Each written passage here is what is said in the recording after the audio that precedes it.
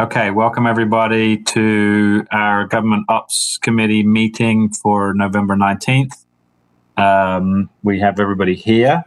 So I'm going to call the meeting to order, and the first order of business is to approve the minutes of our last meeting, which was held on Monday, October the 29th. So you should all have received those minutes.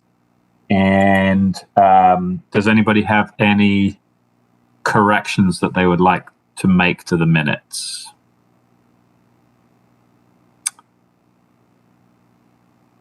I move we accept the minutes. Okay, we have a motion to accept the minutes. Do we have a second?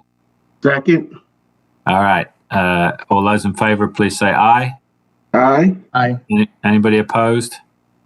All right, minutes are approved as written. Okay, so we have three items on our agenda tonight. One is to hopefully finish up the review of our naming policy. The second is to have some discussion about the stormwater management. And then the third is to introduce the topic of looking at our animal control ordinance with the intent of perhaps updating some aspects of it. So, Josh, if you want to pick up on our policy for naming. Yes, good to see everybody tonight, and thanks for the GOC for being here, and thanks for staff for coming tonight as well. I wanted to just introduce a topic we've talked about the last few months.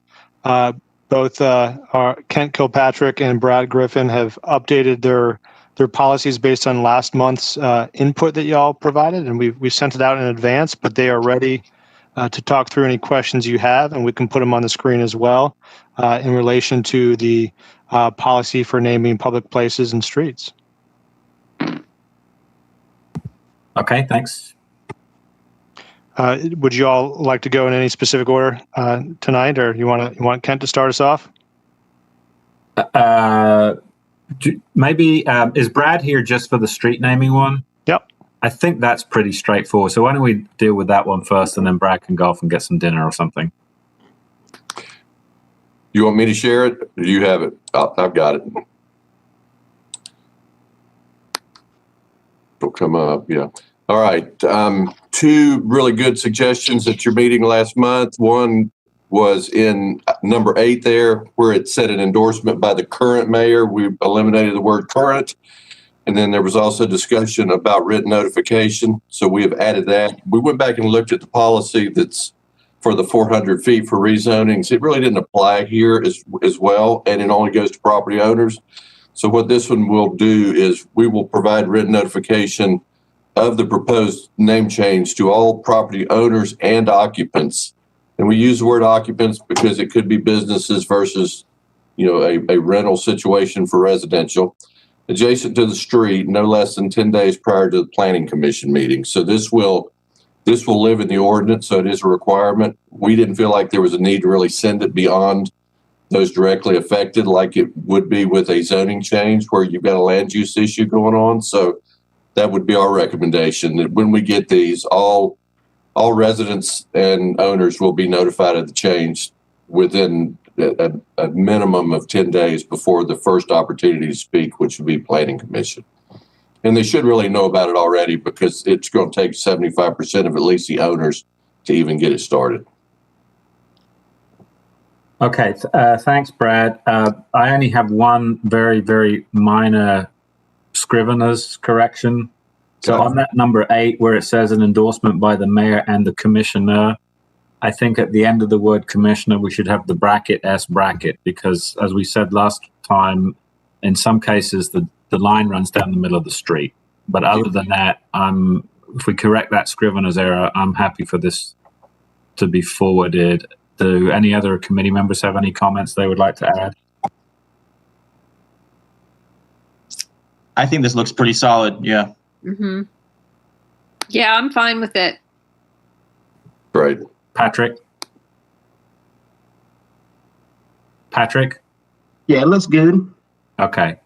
Can I get a motion to forward on to, I guess we need to send it to the full mayor and commission with the recommendation or the request to have them send it to the planning commission. Is that what you're saying, Brad? Yes, sir. Okay. Well, I'll make that motion then, that we send this on to the full mayor and commission with the recommendation to send it on to the planning commission. Is there a second? I'll second. Okay. Any further discussion? If not, everybody in favor, please say aye. Aye. Aye. Anybody opposed? All right. So that's unanimous. We're done with that. And I think that's all we need Brad for. Is that correct? Thank you, Brad. All right. Have Take a care. good night. All right. So now let's get to the second issue, which is the one that Kent, that we had Kent looking at, which is the naming of public facilities, parks, natural areas, and amenities. So, Kent, do you want to pick up where we left off? I'll be glad to. Thank you and good evening, everyone. Josh, if you don't mind sharing, if you've got it there, I'll just give a real quick update where we left off. Last month's meeting, we talked about possibly grouping like items that would need to be named and creating a tier of groups. Also within that tier, there was discussion about the number of signatures that may be required on a petition for each of those tiered levels. And then we went back and forth. I heard from you all when it came to signatures, using either a set number or a percentage of people that lived within a 1 mile radius of that site. So you'll see that I left that in both ways for you to be able to insert or choose what you would like. Josh, can you go to single page format?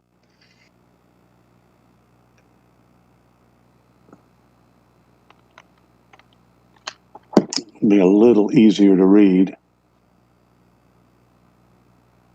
Okay, at the bottom of page 2, is that difficult for everybody to read? Maybe a little bit larger. It's not difficult for me because I got it on my other computer. Yeah, but- I've got my document up. Okay, all right. Well, maybe it'll help this old man then if it was a little larger, because I don't have mine up at the moment. So at the bottom of page 2, what the items in blue font are part of what I presented last month at our October meeting. The red font and the strike throughs are the most recent changes that I'm presenting to you this evening. You will see that I suggested grouping things in 3 areas. One was in parks, buildings, and natural areas. And for those which are large and our most significant naming opportunities, we kind of settled on 300 signatures. And last time we were looking at a 51% of signatures being within 1 mile radius. But based on your discussion, I've bumped that down to either 1/3 or 100 signers would be within a 1 mile radius of the location that's to be named. Can I say something, Ken? Yes, ma'am.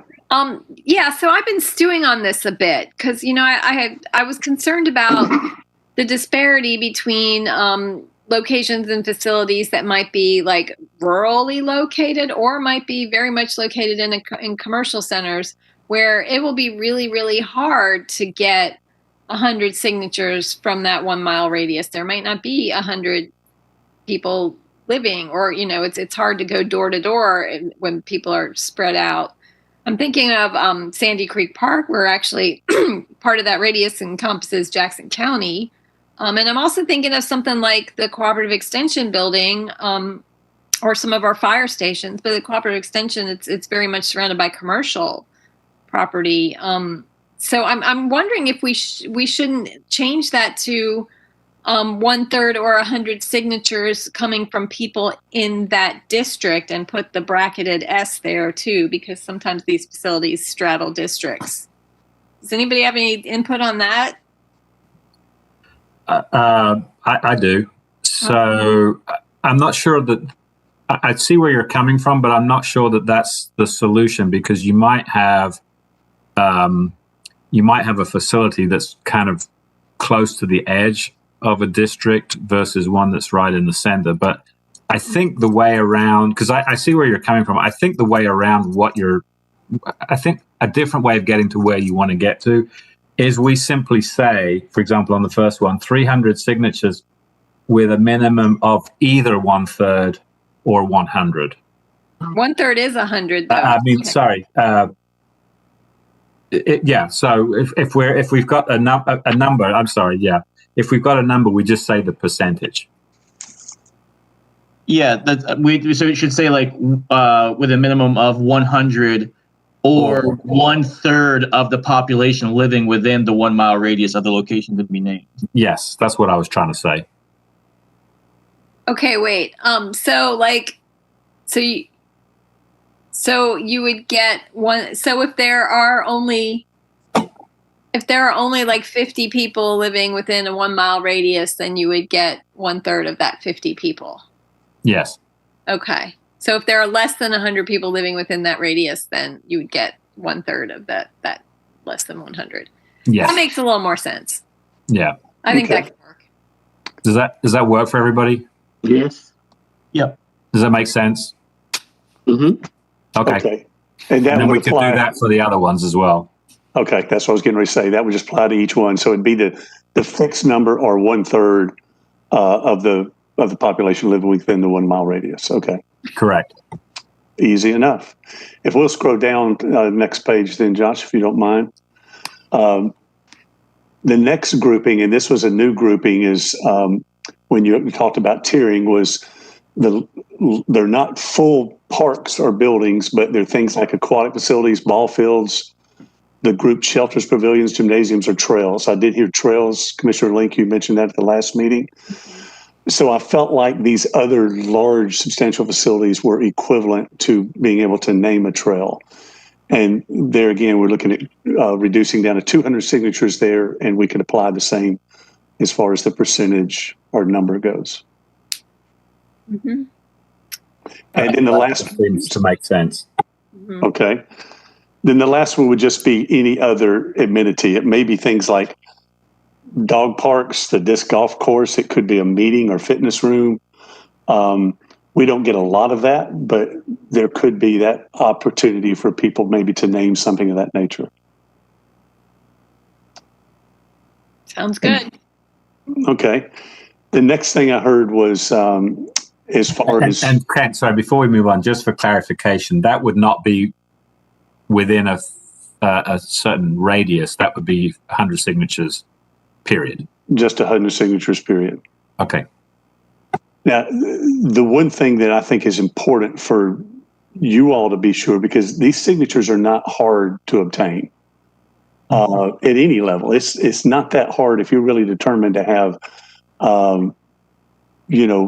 Melissa Link Park someday. It's not going to be that hard for somebody to obtain 300 signatures. So for you all to be able to review this and to be able to make a decision is going to really be based on that service they gave to that community, that substantial impact to that community, which becomes a very subjective and sometimes arbitrary item. It's easy with someone like Virginia Walker because nobody could ever disagree with that. There can be other people that is very marginal. There could be a Little League coach, someone who coached a Little League for 15 or 20 years and was involved on their board, and they want to name a sports park or a ball field after them. So I just want to make sure you all are comfortable in the way that's written, that you're able to say no if you had to say no. The signatures are going to be easy to obtain. Yeah. Well, I think all these other qualifications, the nominations, I think the fact that, you need somebody with some clout to be nominating it, and there's the backup of the commissioner and the mayor. Yeah.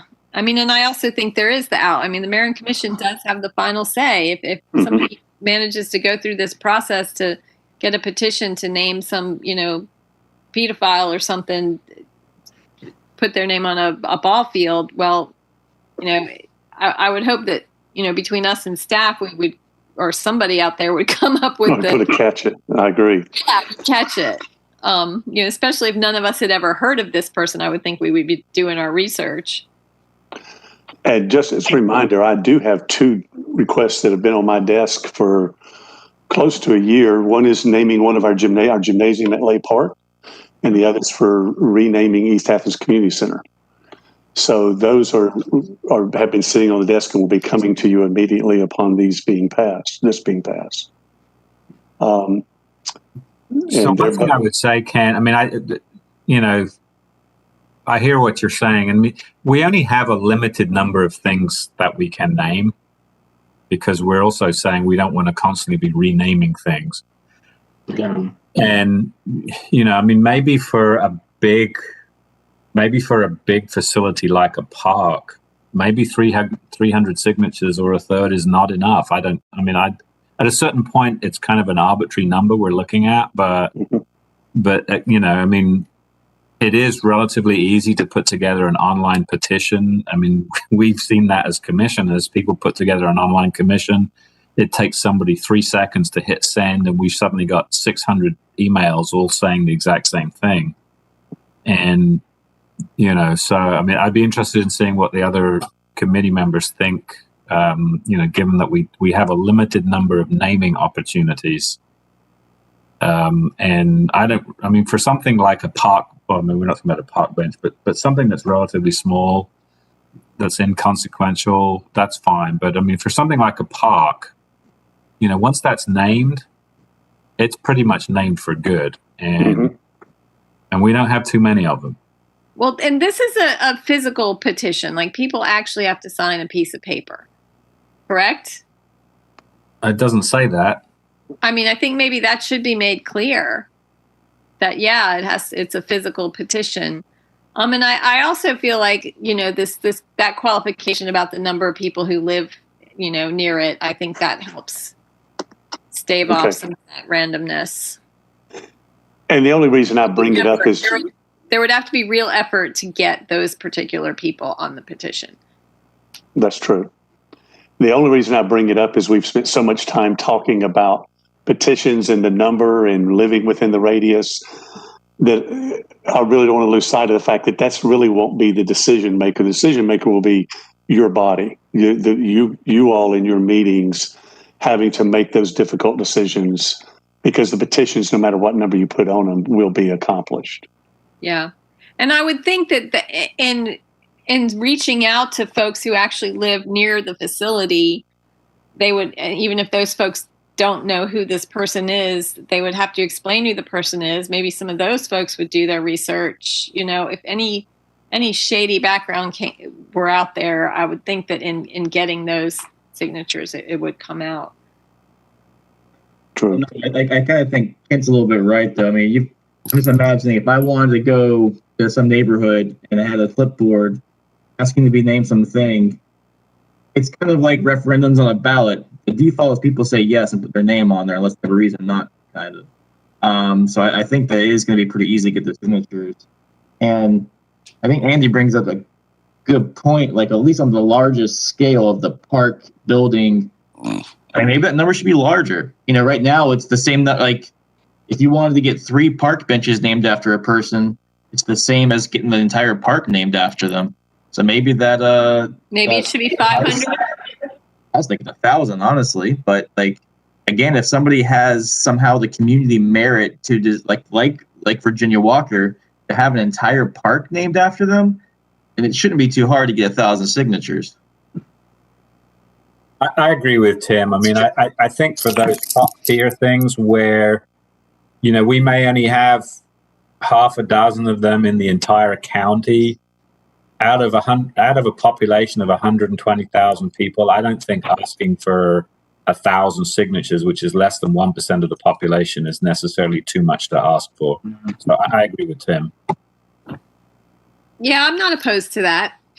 I mean, the thing is, who vets these signatures? I mean, anybody could sign them and put a fake address. So there would have to be a vetting process, which that's a lot of work for staff. Do we require the petition to be notarized? Oh, that'd be cool. But good. Doesn't say that, but we could add it. Just add some kind of, at the Melissa's point, some kind of legal threshold that has been committed to. It has implications if somebody was to falsify, documents.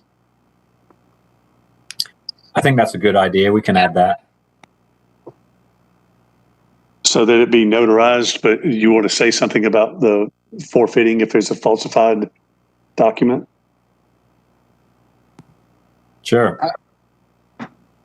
Yeah. Is there an attorney in the room? Do we have any input from an attorney on this kind of stuff? Hi, I'm here.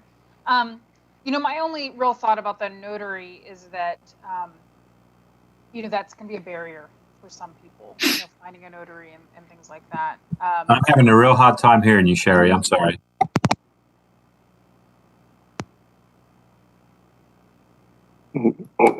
Sorry, I just unplugged my microphone. Okay. Better now? Yeah. Sorry, sometimes these seem to work and sometimes they don't.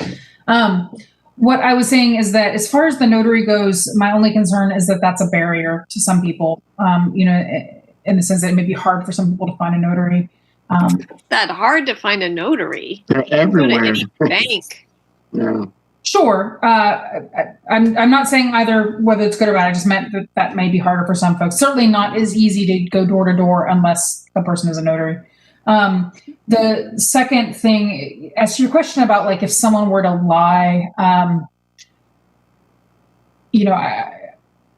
it certainly is possible that we could take action against them for doing so. I would say it's unlikely. I mean, it's rare to see something like that happen, but that's certainly possible if having that notarized signature would give you all some comfort, and then requiring it, in this policy, I think that's fine. Well, we could simply say the petition is invalid if it's proven that, it was falsified. Right. And that's what I took Tim to be implying, but maybe Tim can speak for himself. So it wouldn't be that necessarily that you had to go and knock on doors with a notary every time somebody signs it, but simply when it comes that whoever presents it notarizes it or has it notarized to say that these are true and faithful signatures, and then when they're being checked, if it turns out that 40% of them are not, then the whole thing is just invalidated and you have to start again. Is that what you were thinking about, Tim? Yeah, I mean, I was thinking about like how the state of Georgia does if a petition for to have somebody like removed from office, a recall vote. Like you have to get that petition, but then you have to have it notarized, and so like just at the end of it, Sure. just to give that kind of official seal. And I'm assuming that the county even has a notary available if somebody had a hard time getting a hold of one. And I presume that we'd be presenting the actual petition form, correct? We'd have our own language and a form, with like 50 signatures per page or something. We can do that. I think that makes sense because then it's standard. And maybe at the top there's some whatever the language that's going to go actually on the petition, perhaps needs to be approved by Leisure Services Director or something before the petition is approved to be used for, collecting names, because, we've all seen petitions where the petition says one thing, but then when somebody actually comes to your door and knocks on it, it's not necessarily it doesn't necessarily stay the same, So I think there needs to be some way that we can verify that the information that is on the petition that people are asking people to sign is actually correct information. That so and so was indeed the Little League coach or the whatever.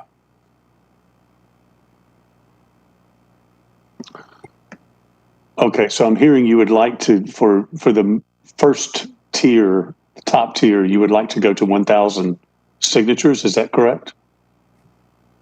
I think so. I mean, unless Patrick or Melissa have a problem with that, I think Tim's suggestion is a good one. As we tear down to the next level, is there any interest in changing the next two levels? I mean, personally, for the last one, I think 100 is fine. Maybe for something like a ball field, maybe you have, I don't know, 400 rather than 200. I don't know what other people think. No, that seems rational. 400? Yeah. Let's see that. Yeah, that's fine. Okay. Well, thank you for that input. We'll make those necessary corrections.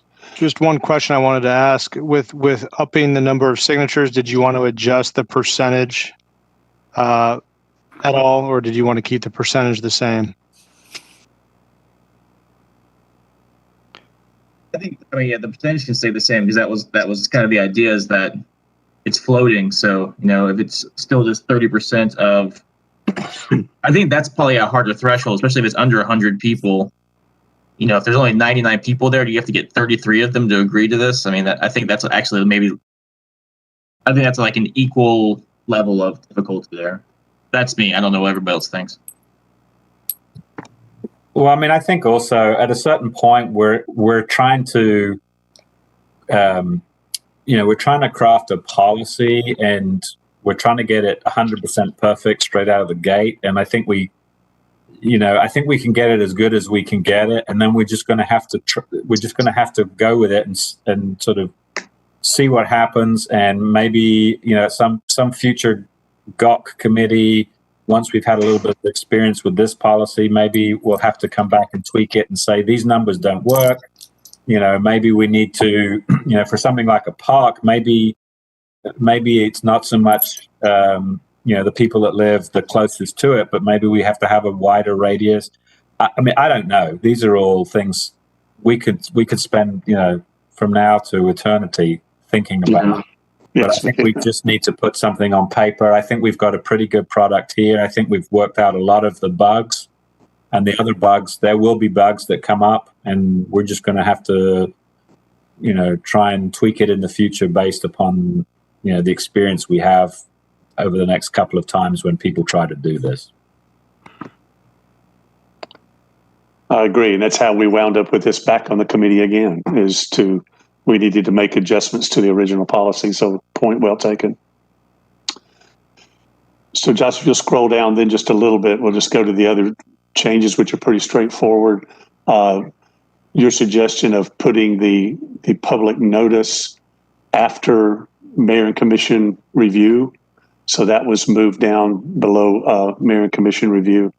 And the commission was added to the mayor's review as well. And then scrolling on down, the last red statement was about the donations being non-refundable. That was just added to that renaming piece. So I have one little suggestion in the public notice section. Maybe we should also post a sign, like, a variant sign, or, the little yard signs they put out when something's going through a planning variance, at the driveway entrance and the physical entrance, if it's a building of a facility. What do y'all think about that? I think that's a good suggestion. That's Okay. a smart idea. Yep, agreed. Put it next to that park bench that they want to. This bench will be named. Yeah. Yeah, like maybe 60 days, put 60 days down for that as well. okay. So Yeah, what tier were you referring to, Commissioner Link? I think for all of, maybe 1 and 2. I think. Yeah, maybe both 1 and 2. And maybe, I think that's a good idea. And then maybe have on that sign somewhere, a phone number or email address where people can leave a comment if they feel Yeah. like it. Okay. Good suggestion. Yeah, because if somebody's interested, sees them, is like, oh, I knew that person, I would love to sign that petition. They could find that email address and actually get to sign the petition. If nothing else, it's public awareness, and it serves that purpose. If nothing else, okay. I like being transparent. So, as committee members, are you kind of happy with where we are right now? Do you want to kind of send this on subject to the changes we've just mentioned, or do you want to see it one last time? I think we could send it on. I just one little thing, and I hate being this guy, but so did we just confirm with me that we are doing a paper? We're doing paper petitions, correct? That will be printed by the ACC, by ACC Gov. What Yes. I heard was that we will create a standard petition form. We'll even put a legal statement on that form as far as it being invalid if it was proven that there was any false information on there. And we will provide that form. ACC Gov will provide that form to whoever is turning in an application for renaming. And yes, they would have to go through a physical petition. That's what I heard. So just because technology changes, and I'm not going to fall on the sword on this one, if ACC is providing that form, like, I think it'd be easier and less trees we have to kill if we do it electronically, if it's available electronically. What are people's thoughts on that? Well, the thing is, you want to make sure you're getting valid signatures, that there is some amount of effort going into collecting those signatures, rather than just someone sending it out to an email listserv. That's what we discussed. You're going to get a higher level of validity if it's an actual paper petition. Okay. And will everybody have electronic signature? Yeah. As well. Yeah, that's the thing. I mean, if someone is important enough and beloved enough to have an entire park or, an entire community center named after them, you would think that there would be a significant group of people out there willing to go and get those signatures, whether you just pass it around your church on Sunday or stand outside the grocery store or hang out at that facility during an event. Okay. Well, I'm ready to send on. Okay, Tim? Yeah, I think the changes that we asked for are very specific, easy to put in there. Yeah, so I'm ready. All right. Do I hear a motion to that effect then? So moved. I'll make a motion for us to go ahead and move this on to the full mayor commission for adoption. All right. So I hear a motion from Tim. Patrick, do you want to second that? I'll second it. All right. All in favor, please say aye. Aye. Aye. Anybody opposed? All right. We clear where to go? We've got it. Thank you all very much. Thank you. Thanks, Ken. Thanks, Ken. Next. Go ahead, Josh. No, I was just saying thanks, Kent. Appreciate it. Thank you, Kent. Yes, thanks. Now you can go and have dinner as well. All right. So next we've got the stormwater issue. And so, Josh, do you want to lead us? Yes, so we've provided in advance, and sorry we didn't get these out to you earlier, 2 memos, one from Manager Williams and one from Attorney Hines. And so not sure if y'all had time to review both memos in advance, but staff is prepared, Stephen Bailey's prepared to give you a high-level overview of Manager Williams' memo, outlining potential process recommendations for forming a citizen advisory committee to look at stormwater. And Sherry's obviously here ready to share about her memo. So it's up to y'all how you want to proceed. I had a chance to read the memo, but maybe or actually both of them. I don't know if the other committee members did, but maybe we can spend literally 2 minutes. I think given that this is such an hot button issue in the community, I do think. And since it's been, 15 or 16 years since the Mayor and Commission implemented the first stormwater utility, I do think it makes sense to have a citizens committee look at this. As I said at the last meeting, I do think the instructions that are given to the committee need to make sure that the committee's looking in a sort of a narrowish area. I think the issue of how it's, we have to have it. We know that. I don't want a discussion really of how it's to be funded, because I think the funding mechanism is the correct one at the moment. So I think the discussion should really be on, are there some tweaks that could be made to it? And in particular, are there some things that we are not presently doing that perhaps we should be doing? And I think that's where Sherry's memo, that's why we asked for Sherry to give us that memo. So those are my thoughts on it. I don't know about the other committee members, but Stephen, maybe do you want to give us a quick 30-second to minute overview? I can do the 1 minute overview. Sure. And Josh, I don't know if you want to share the memo itself, or it sounds like everybody kind of has their copy handy. But you all did ask us to do two things. One, to better explain that scope of the proposed committee, and then two, how to clarify how the private stormwater agreements, or the DIA program, currently works, and how the future of that program fits into the purview of this new citizen committee. So that history section just details everything from the beginning of the utility itself, jumps forward a good 12 years to when the discussion next came around to reassess utility level of service and rate and credit structures. And then also talks about, at the same time, we started seeing that alarming number of failing pipes carrying live streams, and the creation of the live stream pipe replacement program in response to that. So the latest history items talk more about the recent push to reassess stormwater operating level of service, and included bringing in a consultant to discuss potential service levels and how those service levels would affect utility rates. And then down into the facts and issues section, Blaine's recommendation includes what we talked about last month, the potential creation of a Stormwater Citizens Advisory Committee to deliberate over potential changes to level service, and then to bring those recommendations forward to you, along with information on how each of those changes would affect the average resident's annual stormwater bill. I think the most important sections are really fact and issues 5 and 6. So I can just briefly run through those real quick. So that sums up the immediate charge of this new citizen committee.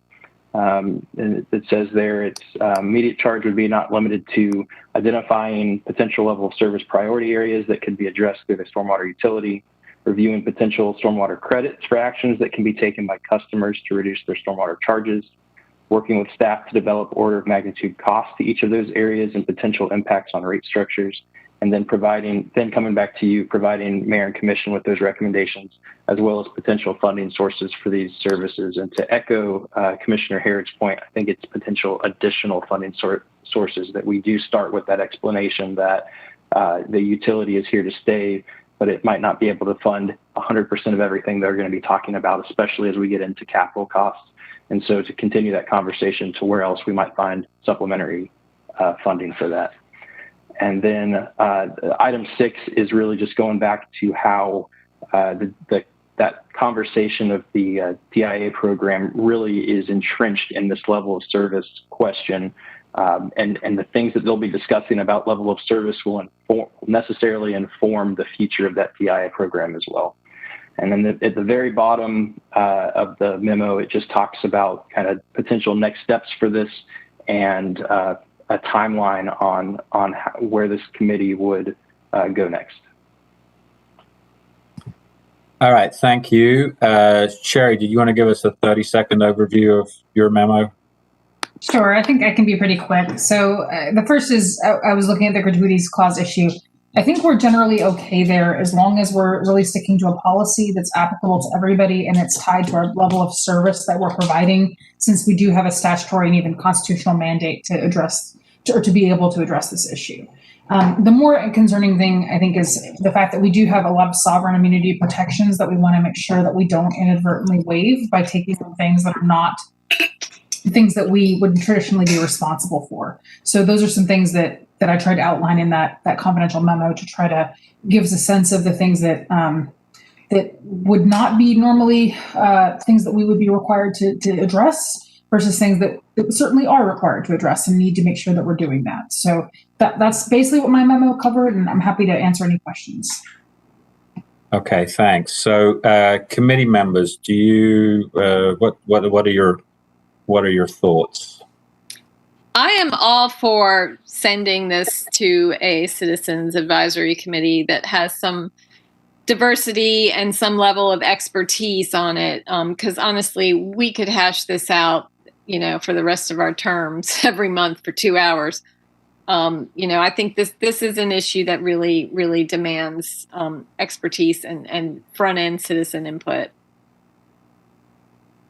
I agree with Commissioner Link. Yeah, I agree with Commissioner Link. Send it to the people. Tim? Yeah, I think this is good. The one thing that I would say, because I found the piece about the sovereign immunity being waived that Sherry wrote up extremely helpful, and wasn't necessarily thinking through it through that direction, that portal. So I think that is something that really we need to find a way that can connect to the citizen advisory group. Because if I was part of a citizen advisory group, I would just come back and say, I want the government to pay for as much as it possible for me and my friends and my neighbors.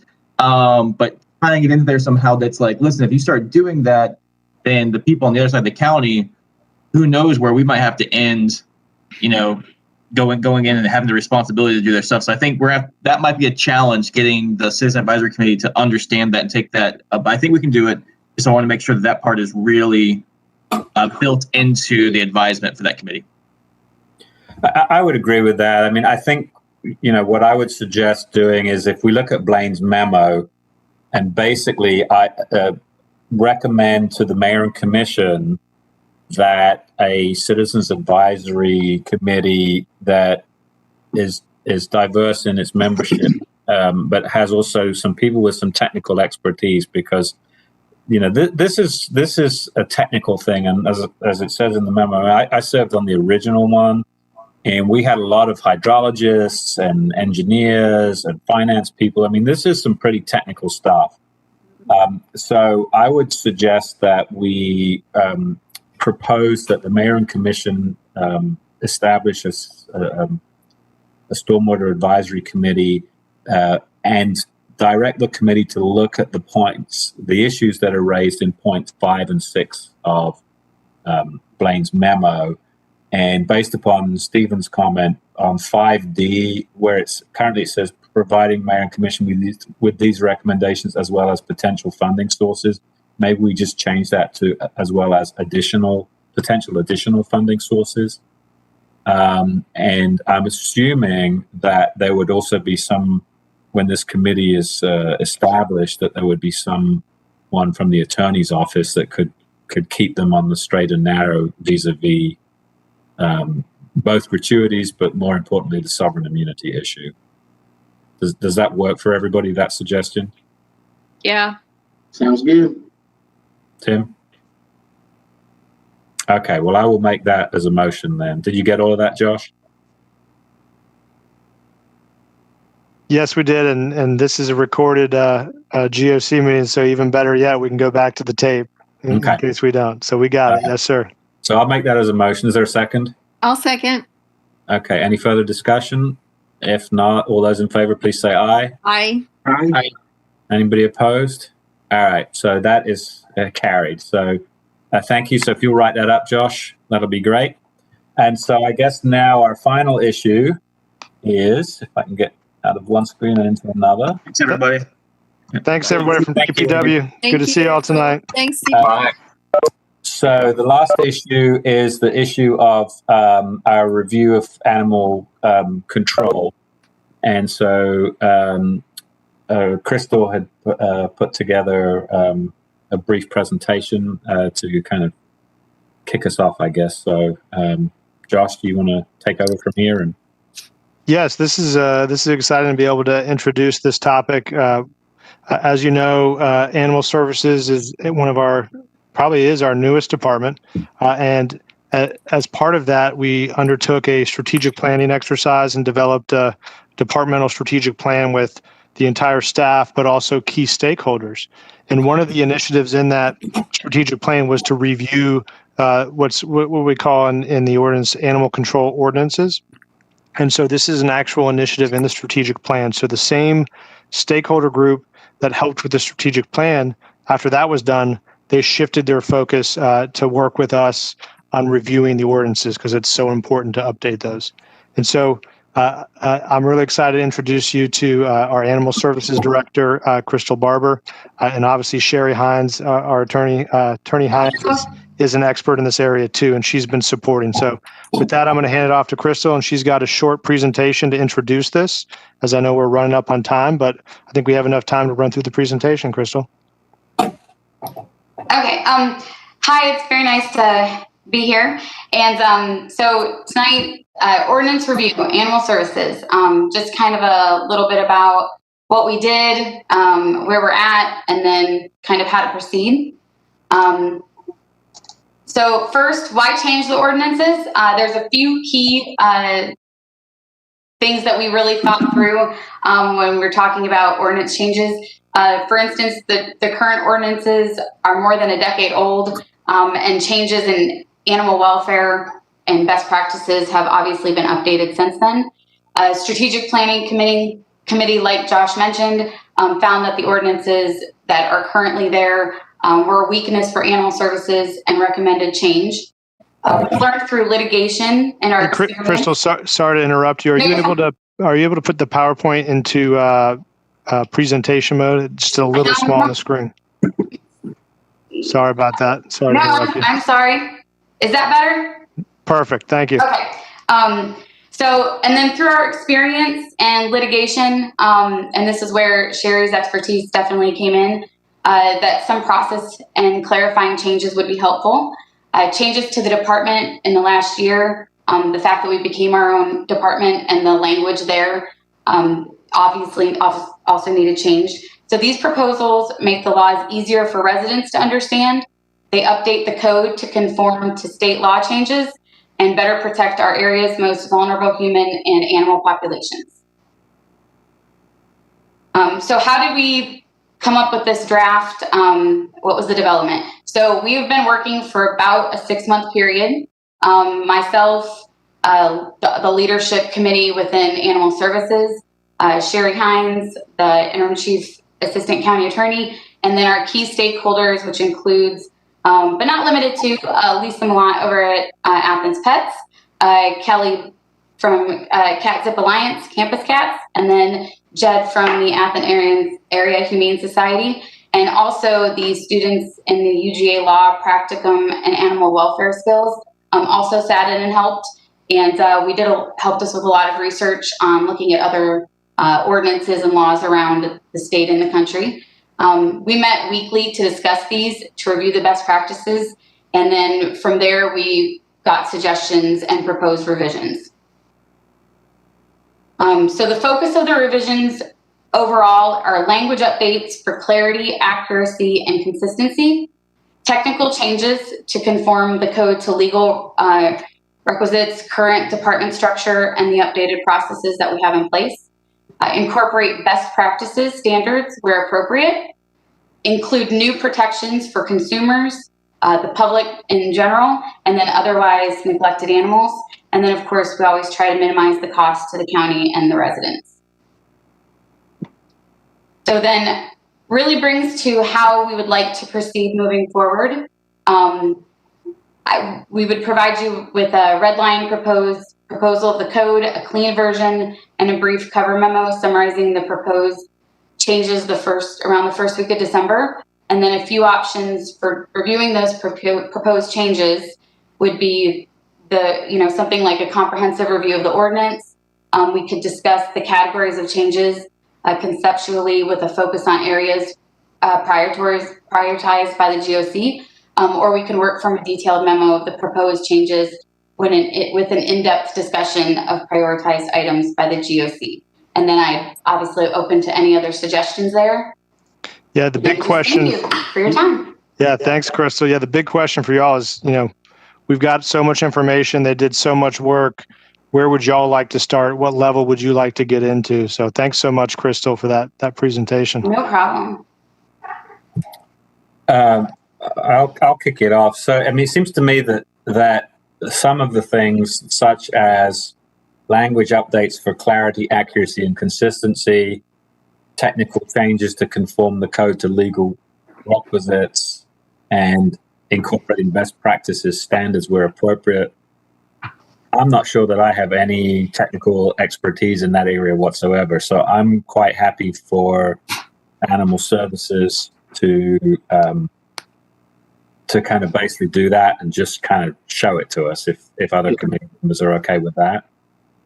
I mean, I think for us, probably where we would, as a committee, we would be discussing would perhaps fall under the last 2 bullet points on slide 4, which includes new protections for consumers, the public, and animals, and then minimizing the cost to the county and residents. I mean, I see that as being where we as a committee might have some input. So I'd be interested in seeing what the other committee members think. I'm curious if this stakeholders committee suggested maybe some new programs like registration programs, or at one point I had brought up the Good Dog program, which is kind of a behavioral program that dogs can earn the privilege of being allowed in certain spaces or off leash in certain spaces. Was there any discussion of stuff like that? So we did discuss, and I don't know if you mean by registration like licensing. There is a area in there for licensing, and I think it's as comprehensive as it can be, and I think it covers everything that we're going to need to have a licensing program here in Athens-Clarke County. I don't believe there was any discussion on a Good Dog program, so I will say no, we did not. That's not something that was discussed. Well, I mean, there's something I'm going through right now that's relevant to this. I've gotten probably a dozen or more emails or text messages from students who live in either the Mark or Eclipse, and they've been letting their dogs run in the property on Hickory Street that apparently has been fenced in. And apparently we even put up a little doggy poop bag stand there. And now that property's off limits because it's about to get redeveloped.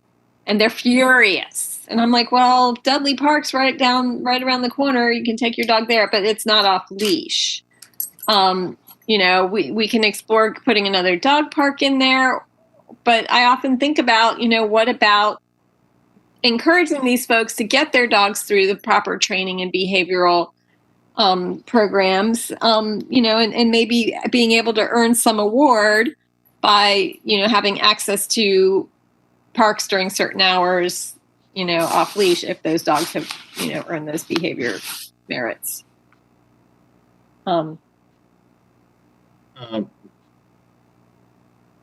Just really specifically to that, I don't really have as much opinion there, but I guess I do have a little concern if we did that, and then one of those dogs that was certified by us that way did bite somebody, we have some liability issues there because we said that dog was allowed to be off leash, but then attacked somebody. But that'd be my one thing with that. In general, to the thing, I think I agree mainly with Andy. I know y'all did a lot of work on this already, and this committee did. I'd like to see, the recommendations forward and kind of some of the proposed changes, and then, I think that's a great place for us a great level for us to be digging in there, and I'm sure we'll get overly specific after that point, but it's a good starting point. Great. And so just as a heads up, I think, Crystal, you mentioned it was about 26 pages right now. And so 6.5. we'll include the whole document with kind of proposed changes. Then maybe in Crystal's memo, she can highlight the topics that y'all want to focus on. And then if y'all catch some that we don't have, just let us know. We'll make sure to be ready for those at the next meeting. So we just want to, more than anything, prepare so we've got everything y'all need at the next meeting. And that's fine. So I do have a question though. So obviously you've had some feedback on this from some of the stakeholders already. So and I'm not really sure what the question is I'm about to ask, but as I said, I mean, a lot of the technical stuff, just send us the marked up ordinance, and unless there's anything really egregious in there, I'm sure it's all going to be fine. But I would like maybe with the other stuff that we're going to talk about, maybe to get a sense of what are the issues that we're trying to solve. I always like to figure out what is it we're trying to solve before we try and solve it. So if there are particular issues that have come up, so for example, it says include new protections for consumers. Okay, I mean, that could mean anything. What is it specifically that is an issue that's come up that we're trying to address? What are some of the issues with otherwise neglected animals? I mean, several years ago, we implemented a no tethering ordinance, which I was a big supporter of. I think it's been incredibly helpful. But are there other things that we're starting to see in the realm of animal abuse? So if we could just get a little bit more detail from you about what the stakeholders think are some of the issues that are present ordinance and or practices and procedures don't adequately address. I think, at least for me, that would be helpful because that would give us something to focus on. Okay. We can for sure do that. Patrick, Melissa, Tim, do you have anything to add?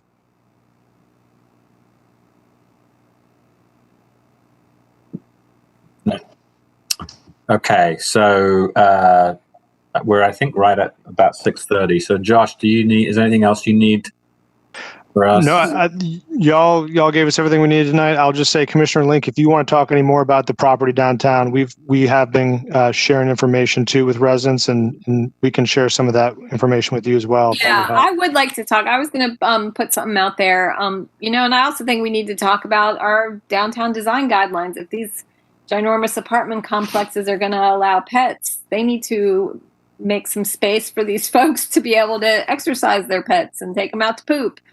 Yeah, the one thing I'll just say is we did not put the dog station there. That was not something we put there. So we put it there and then didn't pick up trash. So that was one of the problems. But I think it'd be good to talk offline about it. Okay, I'll send you all an email. Okay. Cool. And then just in case our December meeting gets canceled, okay, I want to make sure to recognize our chair, right? Just in case. I want to make sure to recognize Commissioner Harrod. He's intending for a December meeting, but in case there's a late cancellation, I got to say it's been an honor to work with you on the GOC. You've been a great chair. I know I speak for everybody on the call, but hopefully we got one more meeting. But if we don't, I didn't want it to go amiss. So thank you so much. Well, thank you. I appreciate that. I'd like to get one more meeting in, and if we don't, you all can meet next year, and I'll be sitting having a margarita. Thanks. Our chair is planning on holding a meeting in December shows that he is a good chair. So yeah. I got to make you guys work one last month. So what would be a good date? Let's see. I mean, normally this would be it'd be the 17th, right? Or right? Yeah. I think so. Yeah. I mean, that honestly works for me personally. I know that gets a little bit close to the holidays, but that works for me. Okay, wait, what did you say, the 17th? Yeah. Mm-hmm. It's on my calendar for the 17th, so if that works for y'all. It's on my calendar. Everybody good with that? Yep. Okay. Right. Well, 5:30 on the 17th, barring some. If I can do a pun, given that we've been talking about animals, barring some cat's astrophy. God. I take back the comments about being a good chair. Jeez. You're going to miss my sense of humor, I can tell you right now. Well, my little girls have been trying to get in on this meeting, right, Leia? Oh! My other one's passed out over there. Well, maybe if we hear a little ruff, ruff, ruff in the background, we're doing the right thing. Mm-hmm. Okay, all right. Well, let's plan on meeting on the 17th then, and hopefully we can start to make some progress on the animal front. So, okay, all right. Thanks, everyone. So I will entertain a motion to adjourn. I'll move. Patrick and then Melissa seconded. And hey, Pop. What's your name?